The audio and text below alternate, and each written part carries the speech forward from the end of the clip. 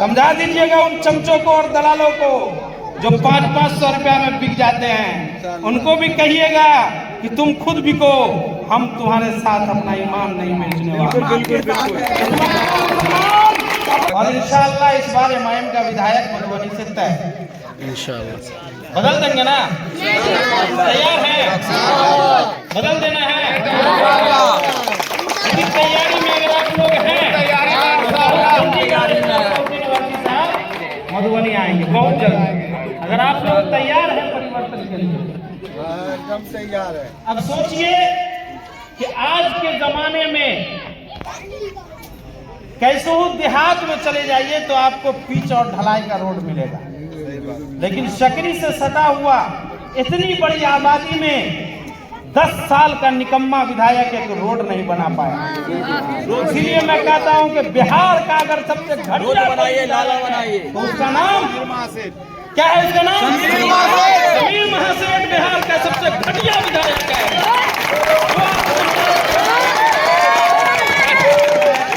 इसलिए तय कर लीजिए कि इस मर्तबा समीर महासेठ को बदल देना है इंशाअल्लाह। इस मर्तबा ओवैसी का झंडा लहराएगा, अख्तरुल ईमान का झंडा लहराएगा, एमआईएम का झंडा लहराएगा और मोहन बयान के लोग मधुबनी का इतिहास बदल देंगे।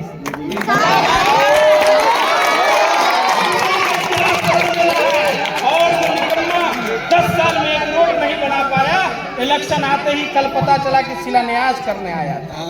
आप लोग उससे पूछे नहीं कि महासेठ जी 10 साल से कहाँ थे? पटना में होटल खोल रहे थे, जहानाबाद में फैक्ट्री लगा रहे थे, अब मधुबनी का लोग वोट दे रहा है। बाप की ठेकेदारी है क्या?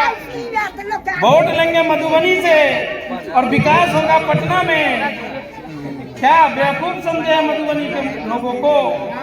इसलिए इस मर्तबा अब देखिए शिलान्यास तो हो गया, रोड बनेगा उम्मीद नहीं है, लेकिन अरे भाई 10 दिन में आचार संहिता लग जाएगा तो रोड बनेगा कैसे? ये आदमी धोखा देने के लिए आया था कि शिलान्यास कर देंगे और मोहन बनियाम के लोगों को फिर से एक मर्तबा बेवकूफ बना देंगे। तो यहाँ का लोग जागरूक है, हमारी माँ बहनें भी सुन रही है। एकदम पूरा ठान लीजिए और पतंग के निशान पे, ऐसा पतंग के निशान पे बटन दबाना है कि समीर महासेठ का राजनीतिक इतिहास खत्म कर दे इंशाअल्लाह।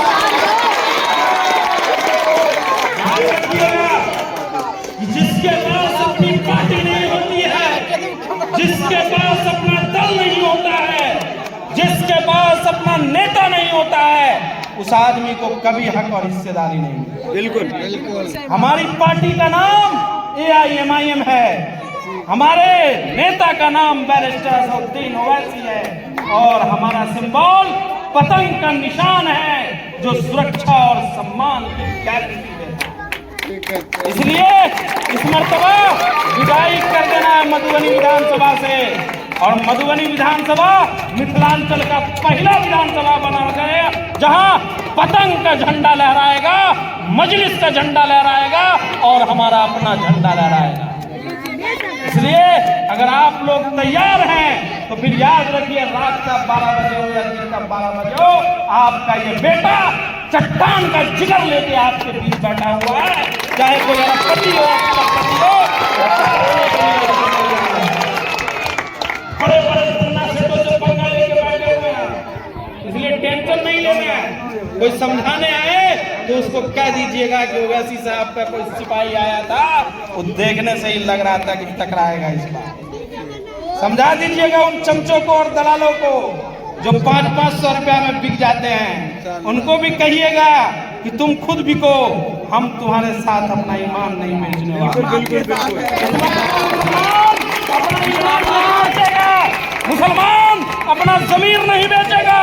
इस मर्तबा समीर महासेठ को उसकी हैसियत और औकात अंदाजा लग जाएगा कि जिसके अपने बूथ पर 50 वोट नहीं है, वो हमारे वोट से विधायक बनता है।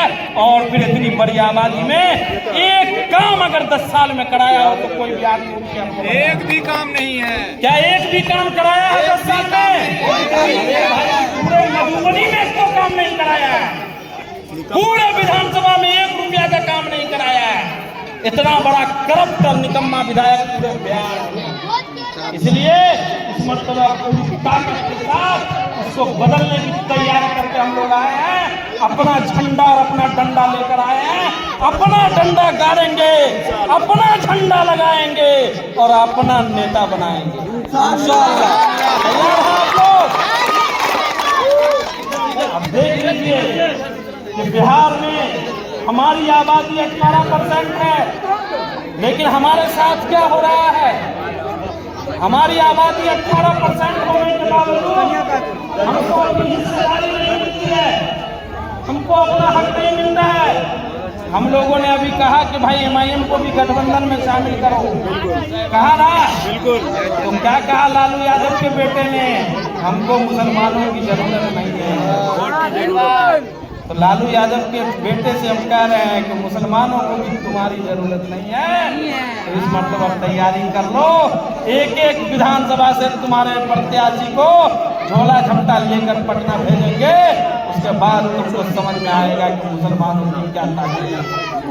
18% की आबादी अगर तय कर ले कि हमको अपना लीडर खड़ा करना है, अपना नेता खड़ा करना है, अपना विधायक बनाना है, तो दुनिया की कोई ताकत भी उसको अपना विधायक बनाने से नहीं रोक सकती है।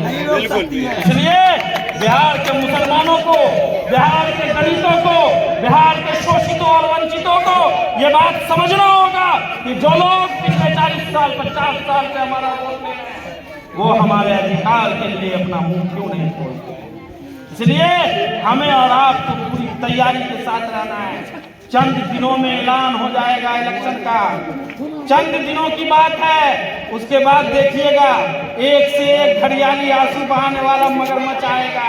कोई बीजेपी का डर दिखाएगा, कोई RSS का डर दिखाएगा, कोई MIM को बी टीम बताएगा, कोई बीजेपी का एजेंट बताएगा। हमको उस सब में नहीं उलझना है। हमको सीधा सवाल पूछना है, महासेठ जी 10 साल में क्या किए इसका हिसाब।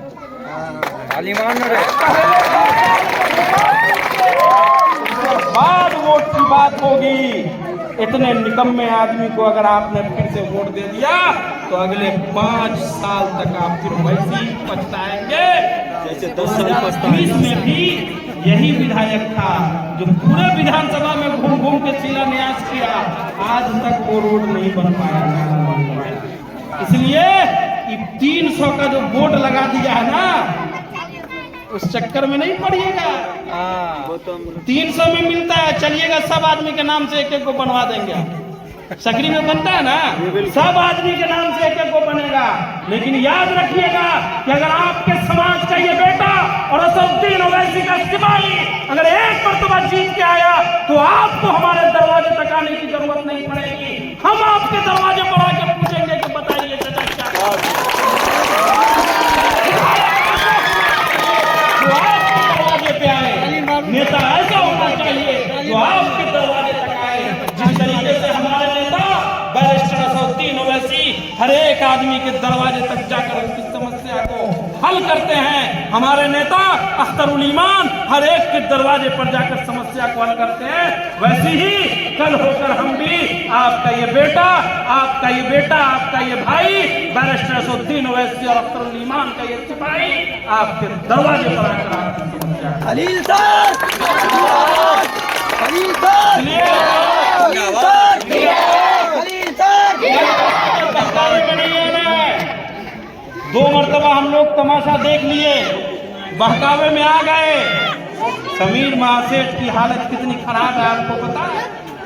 जहां जहां हम जा रहे हैं पीछे पीछे वो भी पहुंचे। अभी हम जाए ना यार, 1-2 दिन में फिर देखिएगा उसका लोग पहुंचे। अभी रोड तुरंत बनो, उसको बोले इलेक्शन से पहले जल्दी बनाओ। रोड तो बनवा ही लेना है जैसे तैसे करके, वोट तो देना नहीं है लेकिन रोड बनवा लेना, क्योंकि बहुते पाई खाया है।